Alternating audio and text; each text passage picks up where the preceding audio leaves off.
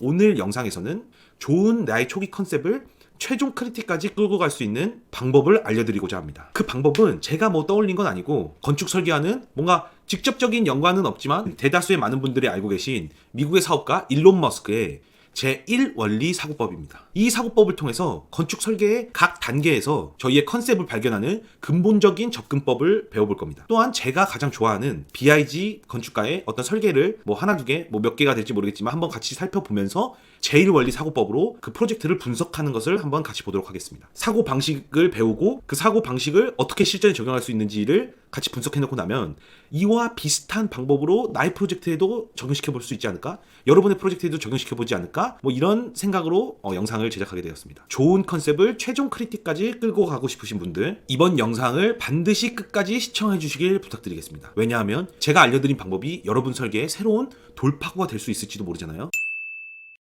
먼저 일론 머스크의 제1원리 사고법이 어떤 건지 한번 같이 살펴볼 겁니다. 이걸 이제 인터뷰 두 개를 보여드릴 건데 인터뷰를 보기 전에 제가 결론부터 좀 먼저 말씀드리면은 사례를 통한 추정이 아니라 이런 사례가 있었고 이런 사례가 있고 이런 사례가 있었으니까 우리도 이래야 된다 라는 이런 추정이 아니라 어떤 해결해야 될 거에 근본적인 문제점 그 가장 밑단으로 들어가는 사고법을 이야기하는 겁니다. 영상을 한번 먼저 같이 보겠습니다. Well, I do think there's a good framework for thinking is physics. You know, the sort of first principles reasoning. But generally, I think there are. What I mean by that is boil things down to their fundamental truths and reason up from there, as opposed to reasoning by analogy.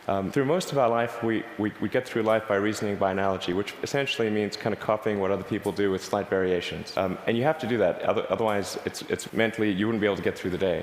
But when you want to do something new, you have to apply the physics approach. Physics is really sort of figured out how to discover new things that are counterintuitive, like quantum mechanics. It's really counterintuitive. So I think that's an important thing to do, and then also to really pay attention to negative feedback and solicit it, particularly from friends. This may sound like sort of simple advice, but it's hardly anyone does that, and it's incredibly helpful. Boys and girls watching, study physics. Learn from this man. 그렇다면은 일론 머스크가 말하는 제1원리 사고법에 그가 실제로 말하는 사례는 어떤 게 있을까요? Somebody could say, in fact people do, that battery packs are really expensive and that's just the way they'll always be because that's the way they've been in the past. You're like, well, no, that's pretty dumb, you know, because if you applied that reasoning to anything new, then you wouldn't be able to ever get to that new thing. Right. You know, it's like you can't say, oh, you know, horses, nobody wants a car because horses are great and we're used to them and they can eat grass and there's lots of grass all over the place and, you know, there's no gasoline that people can buy, so people are never gonna get cars. Right. People did say that, you know. And for batteries, they would say, oh, it's gonna cost, you know, historically it's cost $600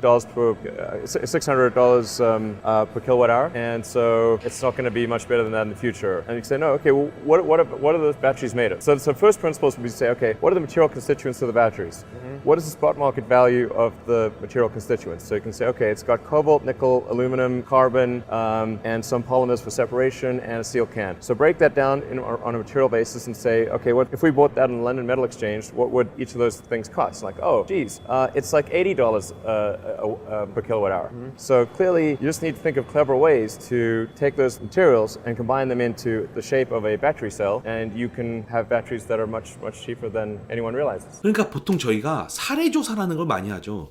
도서관 프로젝트라 그러면 도서관 비슷한 규모의 도서관들을 이렇게 보는 거예요. 그래서 어떤 게 필요한가? 뭐 이런 식으로 생각을 한다는 건데 영화 말하는 건축가에서 정기용 건축가님이 마을에 공공회관을 짓는데 거기에서 근본적인 사고법을 한번 보여주세요. 어떤 거냐면 그 실제로 마을 회관을 사용하실 지역분들을 인터뷰를 하신 거예요. 그러니까 거기 지역분들의 노인분들이 공통적으로 이야기하시는 게 목욕탕이 동네에서 너무 멀다. 뭐 목욕탕 하나 지어주소. 뭐 약간 이런 식의 인터뷰를 하고선 그 건축물에 목욕탕을 지어줍니다. 이거는 어떠한 레퍼런스를 참고한 것도 아니고 실제 이용자가 필요한 것에 대한 근본적인 접근을 한 사례인 거죠. 사실 모든 건축물들이 뭐 비슷하게 보일 수도 있어요. 하지만 그 땅, 지구에 똑같은 땅은 두 개가 있지 않거든요. 땅은 전부 다 다르죠. 건축 설계에서는 이용자에서부터 사이트까지 고려해야 될 대상이 엄청나게 많다는 거죠. 여기에서 일론 머스크도 알려주지 않은 중요한 한 가지가 있는데, 그게 바로 본인의 관점이 있어야 된다는 겁니다. 일론 머스크의 배터리팩에 대한 예시를 한번 살펴볼게요. 왜 배터리에 들어가는 재료들을 다 기본 그 재료 단위로 구분을 했을까요? 그건 배터리를 더 싸게 만들고 싶다는 일론 머스크의 관점이 들어간 거죠. 그렇다면 왜 싸게 만들고 싶었을까요? 그거는 배터리가 들어가는 자동차의 생산 원가를 줄이기 위해서예요. 그래서 줄어든 생산 원가로 뭐 더 큰 용량을 가진 배터리를 만들 수 있는 거고, 일론 머스크는 본인의 사업을 이익과 뭐 이런 것들을 강화시키기 위한 방법으로 배터리의 재료들 다 분리를 시킨 거죠. 뭔가 과학 연구를 한다거나 어떤 이론을 정리하는 연구자, 학자와는 또 다른 관점인 거예요. 이처럼 근본적인 문제에 대해서 사고하는 거는 사고를 하는 사람의 관점이 들어가야 한다는 겁니다. 혹시 여러분이 설계를 해갈 때 그 잘 만들었다는 그 초기 컨셉은 어떤 관점이 들어가 있는 거였나요?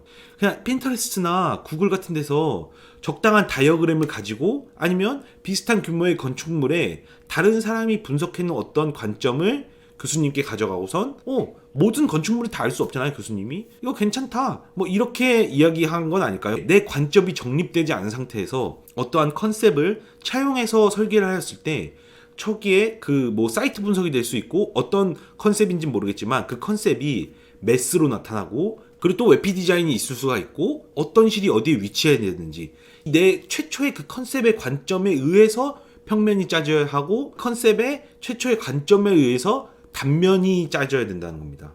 하지만 그 내 관점이 들어가 있지 않고 컨셉만 가져왔을 때는 이게 단계를 지나가면 지나갈수록 그 논점이 흐려진다는 거죠. 그래서 최종 결과물이 초기 컨셉에 비해서 완성도가 떨어지는 그런 경험을 하게 되는 겁니다.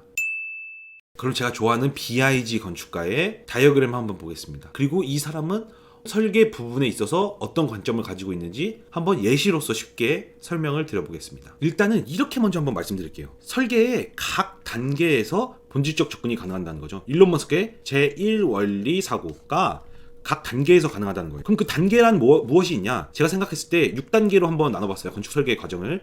처음에 외부 환경과 사이트 분석이 있을 수 있고, 그 다음에 접근성과 동선에 대한 생각을 하고요. 그리고 프로그램 계획을 하게 되고, 그 다음에 수평순익 조닝을 하고선 외관 디자인을 하고, 그 재료를 어떻게 할지, 인테리어나 뭐 이런 거에 대한 재료, 총 6단계로 그 건축 설계 과정을 간략하게만 나눠본 건데, 이 단계에서 문제에 대한 본질적인 접근과 관점, 이 6단계에서 어떤 문제가 생기는지에 대한 접근을 하고, 그 문제에 대해서 접근을 해서 거기에 내 관점을 더한다 라고 했을 때 어떤 나의 컨셉이 나온다는 거죠. 무슨 일이 있더라도 변하지 않을 하나의 컨셉이 나온다라는 거죠. 스파이럴이라고 되어 있는 거고, 뉴욕에 있는 건데 이렇게 뱅글뱅글 올라가는 것 같은 이런 다이어그램을 삽입해 놨습니다. 이건 어떻게 봤냐면은, 일단 외부 환경과 사이트 분석, 그리고 프로그램 계획, 그리고 건축물 외관 디자인 3개의 관점을 집어넣었다라고 제가 이렇게 판단을 했습니다. 보면은 외부 환경이라고 이야기한 거는 일반적인 타워 디자인인데, 록펠러 센터가 이렇게 있다라는 거예요. 이 근처에 외부 환경에. 그래서 나도 이렇게 단을 져서 건물을 만들어줬다, 주변 건축물과 비슷하게 환경을 맞춰줬다라고 먼저 시작을 하는 거죠. 이렇게 단을 지게 만들었다라고. 그리고 이 단을 맞춘 거에서 위로 더 올렸고, 그랬을 때 이 사방향에 이 뷰가, 오픈된 뷰가 생기는 거고, 이 뷰를 이렇게 스파이럴로 따라서 올라갔다. 여기서 이제 아이디어가 나오는 거죠. 외관 디자인에 대한. 그리고 기본적인 오피스는 최대한 좌석을 많이 깔는 게 이득 아닌가요? 이거 임대료가 더 올라가는 부분인 거죠. 근데 나는 그게 아니라 프로그램에 대한 관점을 넣는 거예요. 이렇게 해서 가운데 쉬는 공간들이 중앙에 들어갔을 때 더 좋은 오피스 프로그램이라고 나는 생각합니다. 관점을 집어넣은 거죠. 3가지 관점이 들어갔습니다. 외부 건축물과 비슷하게 보이게 한다. 두 번째, 이거 스파이럴 하고 싶다. 이건 그냥 내가 스파이럴을 하고 싶다라는 거예요. 여기에 어떠한 뭐 근거 같은 건 없어요. 내가 이거 하고 싶다. 내 관점이 들어가는 거예요. 그리고 세 번째는 이 프로그램에 대한 관점. 중간중간에 녹지를 넣어주면은 더 좋다. 뭐 이렇다는 거죠. 이제 코펜힐이라고 되어 있는데, 이거는 코펜하겐에 있는 건물이네요. 이거 BIG 하면은 많이들 아실 거라고 생각합니다.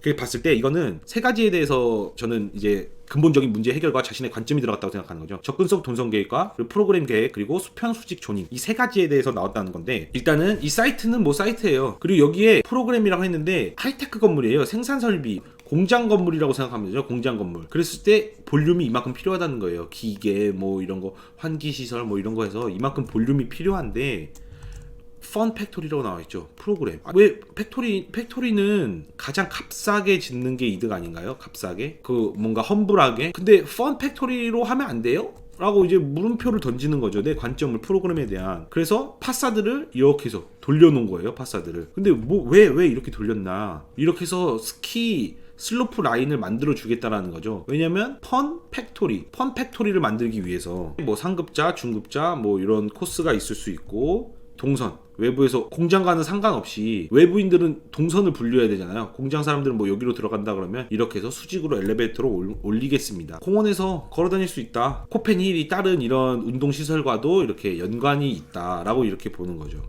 이런 식으로 공장이 나오는 거죠. 설계 어떤 단계에서 어떤 문제에 대해서 생각은 어떠냐. 이게 이제 컨셉으로 나와야 되는 거고 이 컨셉이 좋다라고 했을 때 진짜 좋은 게 끝까지 끌고 가진다는 거죠. 어디서 본 예시로 만드는 컨셉이 아니라 그 본질적인 문제로에 대한 접근은 프레젠테이션에서도 발휘됩니다. 그 본질적인 문제에 대한 나의 관점이 있는 사람의 말에 힘이 들어가기 때문이죠. 설득력이 생기는 거예요.